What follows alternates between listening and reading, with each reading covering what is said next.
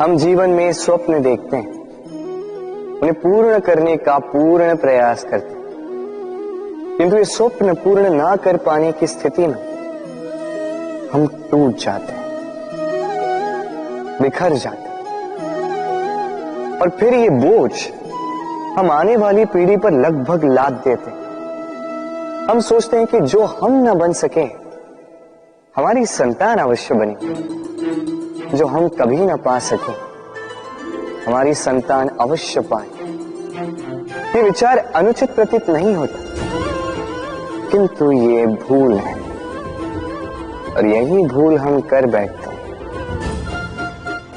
संतान प्रकृति और परमात्मा का आशीर्वाद है, उनके भीतर उनका अपना एक अस्तित्व छिपा है। तनी गौर से देखिए तो सही, आपने केवल उस संतान को जन्म दिया है, उसका जीवन आपका नहीं है। इसलिए अपने संतान के साथ रहिए, समय व्यतीत कीजिए, उन्हें प्रेम दीजिए, भरपूर प्रेरणा दीजिए, किंतु प्रेरणा दीजिए उसका अपना स्वयं का अस्तित्व बनाने की, उसके स्वयं के स्वप्न पूर्ण करने की, ना कि अपने अधूरे स्वप्न पूर्ण करने की। उनके अस्तित्व को निखर कर उठने दीजिए। राधे राधे।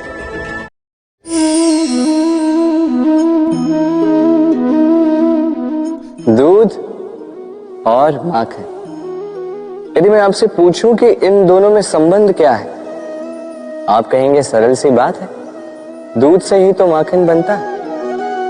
यदि मैं आपसे पूछूं कि इन दोनों में अंतर क्या है, तो कोई कहेगा एक तरल है तो दूसरा ठोस, कोई कहेगा एक जनक है तो दूसरी संतान। नहीं, इन दोनों में अंतर है शुद्धता का। माखन दूध से कहीं अधिक शुद्ध होता है। इस बात को कुछ इस प्रकार समझा जा सकता है। यदि कोई कीट आकर उस पात्र में गिरे जिसमें दूध गिरा है, तो आप क्या करते हैं? आप दूध को फेंक देते हैं। किंतु यदि कोई कीट आकर उस पात्र में गिरे जिसमें माखन रखा गया है, तो आप क्या करते हैं? आप उस कीट को निकाल कर फेंक देते हैं। ये कीट मैला है, ये कीट दूषित है। और यदि हमारा मन निर्मल ना हो, तो ये कीट हमारे मन को भी दूषित कर देगा, उसे मैला कर देगा। किंतु यदि हमारा मन माखन की भांति शुद्ध हुआ, तो कुविचार को स्वयं से जाना होगा। स्मरण रखिएगा, इस संसार में कीट तो रहेंगे, अब दूध बनना है या माखन, निर्णय आपका। राधे राधे। आपने जीवन में कभी न कभी किसी पौधे को जल तो दिया ही होगा।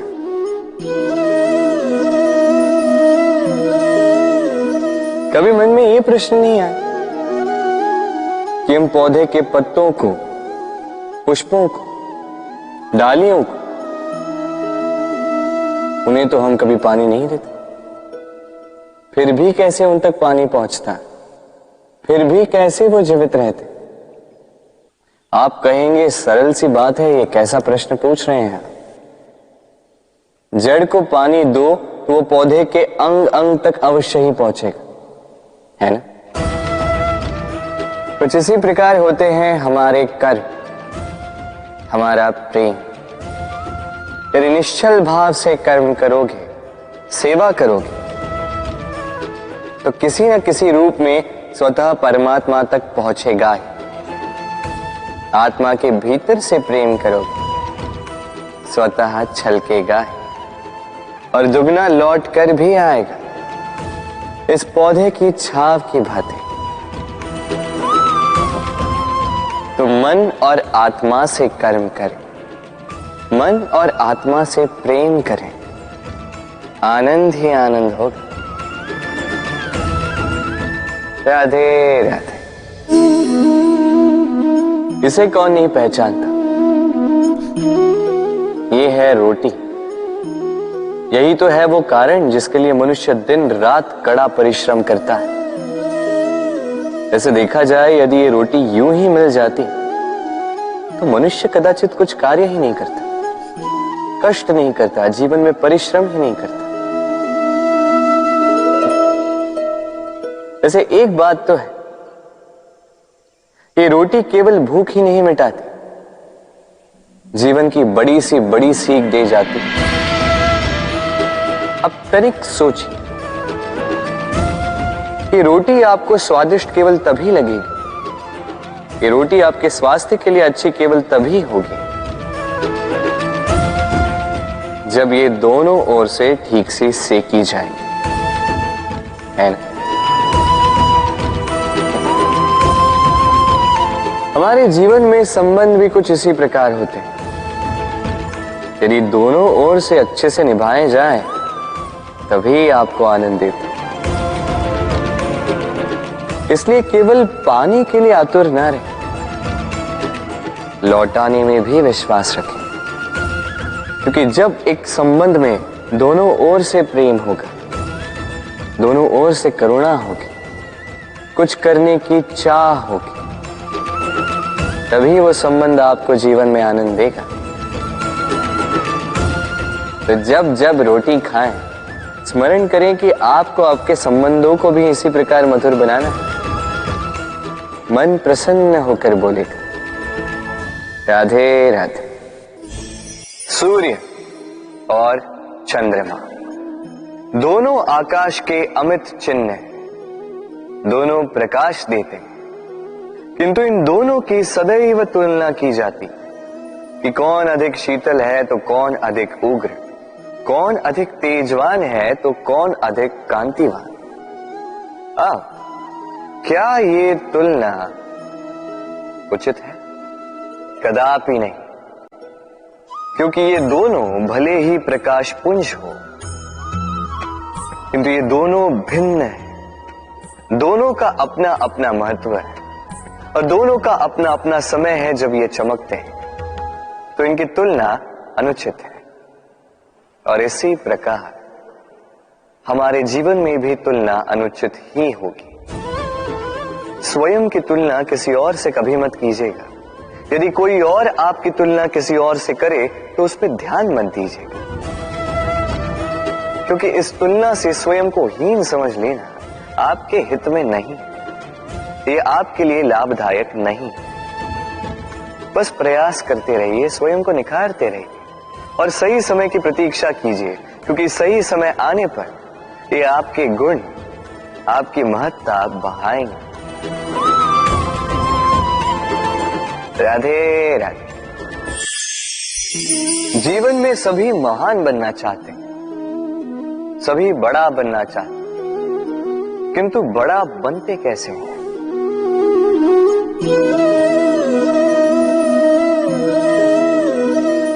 ये मेरे हाथ में क्या है? राई का बीज? नहीं, ये बरगद का बीज है। इतना छोटा कि बड़ी सरलता से अन्य बीजों में घुल मिल जाता है, बड़ी सरलता से धरती में समा जाता है। किंतु जब ये वृक्ष बनकर उभरता है, उसके पश्चात जब गिरता है, समस्त वातावरण को हिला देता है। कुछ इस प्रकार बड़ा बनिएगा, बरगद का बीज, बरगद का वृक्ष। और यदि जीवन में आप इसी प्रकार बड़ा बनना चाहते हैं, सर्वप्रथम अपने अहम को, अपने अभिमान को छोटा कर दीजिए, इतना छोटा कि आप सबके साथ बैठ सकें। किंतु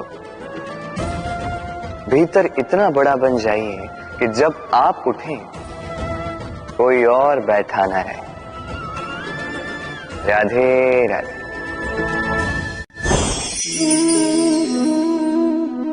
जीवन में जब भी किसी समस्या का हल हम खोज नहीं पाते हैं, तब हम क्या करते हैं?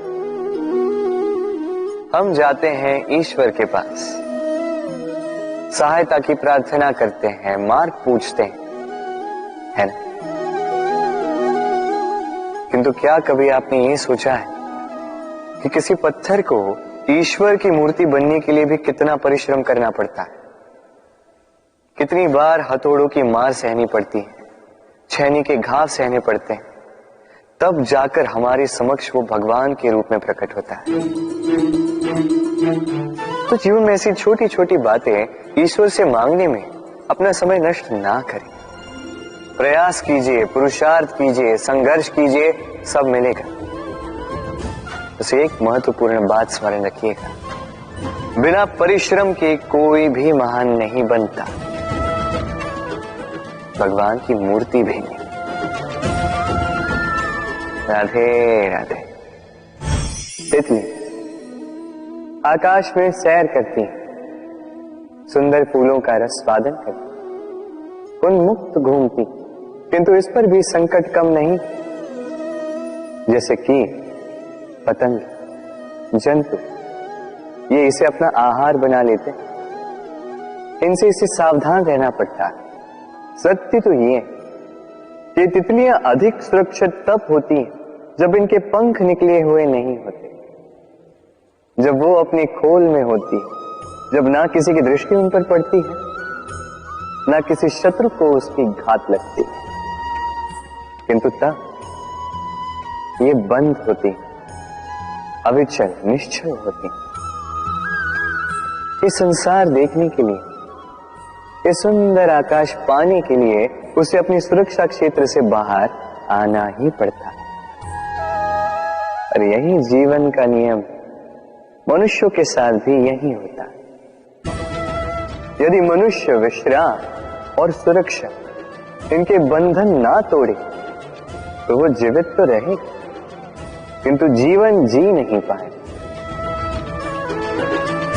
क्योंकि यदि जीवन में कुछ बड़ा करना है, कुछ बड़ा पाना, बड़ी ऊंचाइयों तक पहुंचना, तो सर्वप्रथम आपको इस सुरक्षा क्षेत्र से बाहर आना ही होगा, इस आराम को त्यागना ही होगा, तब आपको सफलता मिलेगी और तब आप इन तितलियों की भांति इस आकाश में सैर कर सकते हैं। राधे राधे। दीपक, इस दीपक को प्रज्वलित करने में किसकी आवश्यकता होती है? बाती, घी, चिंगारी, बस नहीं। वास्तविक सत्य तो यह है कि इसको प्रज्वलित करने में वायु का भी योगदान होता है। वायु जो न केवल हमें प्राण देती है, इस अग्नि को भी प्रज्वलित करने में सहायता करती है। अब देखिए,